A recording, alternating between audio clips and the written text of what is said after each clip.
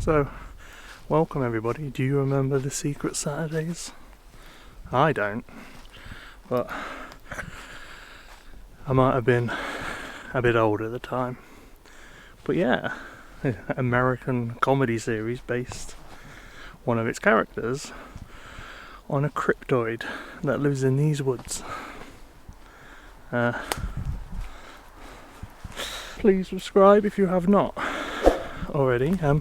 If you've seen some of my videos, you've seen me do ghost stories, abandoned stuff, the paranormal.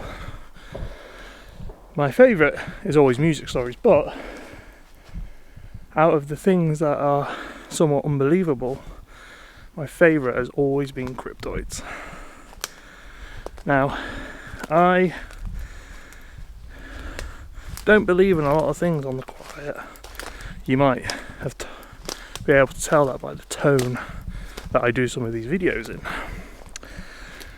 But I do somewhat believe that a Bigfoot could exist in the Pacific Northwest because it's huge and it could remain unhidden there because there's so much room, and also it's really bloody nice. And if I could live anywhere and I was a Bigfoot and nobody could stop me, I would go there. But we're talking about the Fiskerton Phantom, which, if you do remember the Secret Saturdays, made it as a character on the cartoon, which I find fascinating. That's gunfire, so low profile, not good being 6'4" today. The Fiskerton Phantom lived in these woods, and it was seen, sorry for getting up close, on the 27th of August 1997 by 4 girls. They were from Sheffield and Rotherham. I would say never trust them, but they gave us the Arctic Monkey, so all is forgiven. They were at the caravan park, which you will see in a second, and they came to play in these woods, where they saw a creature, the Fiskerton Phantom, and they are quoted as saying, "We saw something moving, so we went to take a look. When we saw what it was, we just froze. It was very frightening. It looked like it was eating a pheasant. It had some very big teeth and great big claws. After a few seconds we ran off. But later we went back to see if it was still there. It had gone. It had left some big paw prints though." So the girls ran off and went into the pub with 2 arms. Now, the manager of the pub, David Broomhead, said there was no way that this was a schoolgirl prank. They were really shocked. We had another sighting that evening near to where the girls had been. A motorist stopped in the car in the middle of the road and he thought he saw something. It was all very strange. And that's kind of what gave credence. Bright light.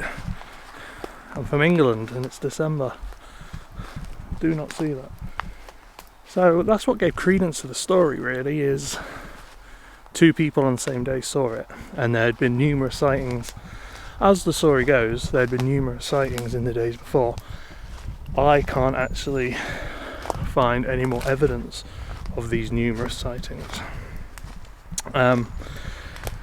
Later reports would state that the creature had glowing red eyes, and a chap named Adam in February of 2009 on a blog said, bear with me, "I have seen this beast and it was years ago when I was only 4, maybe 5. I was at the caravan site and went to play in the nearby woods. Just as the sun was setting, I saw it high up in the tree, hanging by one arm with its glowing red eyes. It scared the hell out of me. I dropped my plastic sword and ran, but it's always stayed with me." The creature was described as being jet black and 4 foot tall and bear-like, but not a bear. If you do need to know, we don't have bears in England. We did thousands of years ago, but they are long extinct on the British Isles. I'm filming it.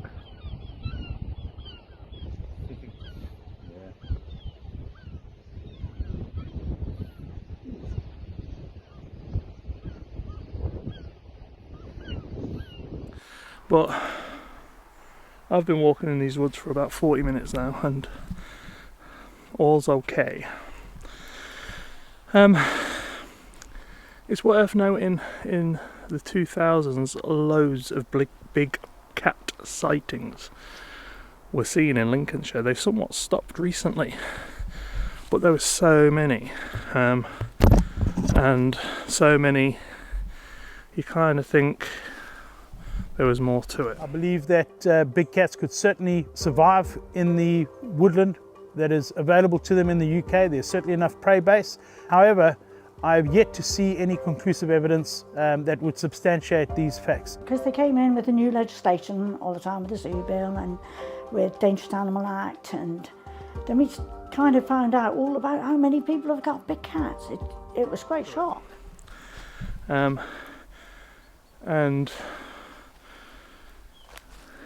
I don't know if it's ever been proven that it was found out that like people had let go lots of big black cats because people are flaming idiots and they had taken illegal possession of them.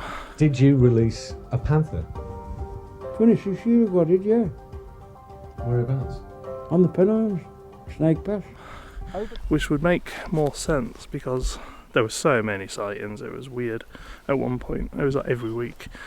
But later reports of the Fiskerton Phantom say that it had glowing red eyes. Lots of cryptoids seem to have glowing red eyes. Mothman, everybody's favourite, glowing red eyes. But there's been no sightings of the Fiskerton Phantom, which made it onto the Cartoon Network for about 10 years now. I love a good cryptoid, and this one is the closest to me, but it's not one I put a lot of stock in, I'm afraid. These woods are so small. In 20 minutes you'll be back here if you went to the far end. It's so small. You've got Bardney Woods, which is nearby, and that's a lot bigger. Chambers Woods they're called, not Bardney Woods. And you've got Hardygang Woods, which would have fitted into the Wild Man story, which I'll tell another time. So yeah, a quick cryptoid story which made it onto the Cartoon Network, which I still find incredibly fascinating. But thank you for watching, thank you for your time. Please like and subscribe. I've got another folklore story next week as well. Look at that, sunshine in England in December. It's been so long. Anyway, have yourself a good weekend. I can't get out the sun.